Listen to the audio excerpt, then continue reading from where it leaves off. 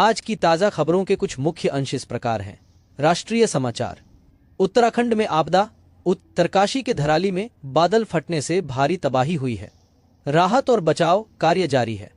मौसम और रास्ते की मुश्किलें बचाव अभियान को प्रभावित कर रही हैं। संसद का मानसून सत्र संसद में आज भी है। गामे की आशंका है क्योंकि विपक्ष कई मुद्दों पर चर्चा के लिए दबाव बना रहा है। कर्तव्य भवन का उद्घाटन। प्रधानमंत्री नरेंद्र मोदी ने दिल्ली में नवनिर्मित कर्तव्य भवन 3 का उद्घाटन किया है। यह एकीकृत केंद्रीय सचिवालय परिसर का हिस्सा है। आरबीआई की मौद्रिक नीति। भारतीय रिजर्व बैंक ने मौद्रिक नीतियों पर अहम घोषणाएं की हैं। रेपो रेट को 5.5% पर बरकरार रखा गया है। अन्य खबर। राजनीति। एक बीजेपी प्रवक्ता को हाई कोर्ट का जज बनाया गया है, जिस पर राजनीतिक विवाद भर खड़ा हो गया है। खेल। एशिया कप के लिए टीम इंडिया का ऐलान जल्द होने की संभावना है। अपराध। गुड़गांव में एक फाइनेंसर की हत्या का मामला सामने आया है। यह जानकारी विभिन्न समाचार स्रोतों से संकलित की गई है। अधिक विस्तृत खबरों के लिए आप अमर उजाला, नवभारत टाइम्स, आज तक, इंडिया टीवी या अन्य प्रमुख समाचार चैनलों की वेबसाइट देख सकते हैं। राष्ट्रीय खबरें। उत्तराखंड में आपदा, उत्तरकाशी के धराली गांव में बादल फटने से भारी तबाही हुई है। 4 लोगों की मौत की पुष्टि हुई है, जबकि 50 से ज्यादा लोग लापता बताए जा रहे हैं। गंगोत्री धाम से सड़क संपर्क टूट गया है और राहत बचाव कार्य जारी है। सत्यपाल मलिक का निधन। जम्मू कश्मीर के पूर्व राज्यपाल सत्यपाल मलिक का 79 वर्ष की उम्र में निधन हो गया है। मणिपुर में राष्ट्रपति शासन। संसद ने मणिपुर में राष्ट्रपति शासन की अवधि को 6 महीने के लिए और बढ़ा दिया है।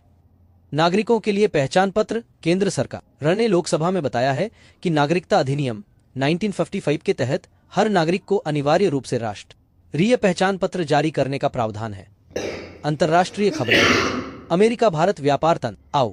अमेरिकी राष्ट्रपति डोनाल्ड ट्रंप ने भारत पर रूस से तेल आयात जारी रखने के कारण 6 टैरिफ लगाने की धमकी फिर से दी है।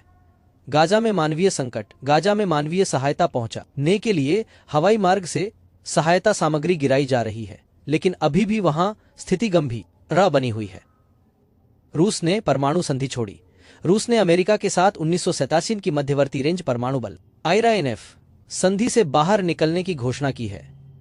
व्यापार और वित्त। शेयर बाजार में गिरावट। भारत ये शेयर बाजार में आज शुरुआती बढ़त के बाद गिरावट दर्ज की गई। निफ्टी और सेंसेक्स दोनों निचले स्तर पर कारोबार कर रहे हैं।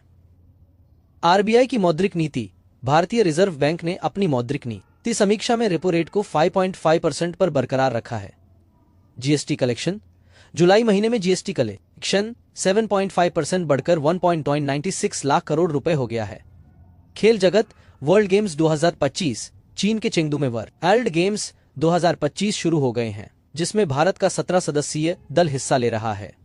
नोवाक जोकोविच। छठे टेनिस स्टार नोवाक जोकोविच ने गैर चिकित्सीय कारणों से सिनसिनाटी ओपन से अपना नाम वापस ले लिया है। बेंगलुरु एफसी के खिलाड़ियों का वेतन रोका गया।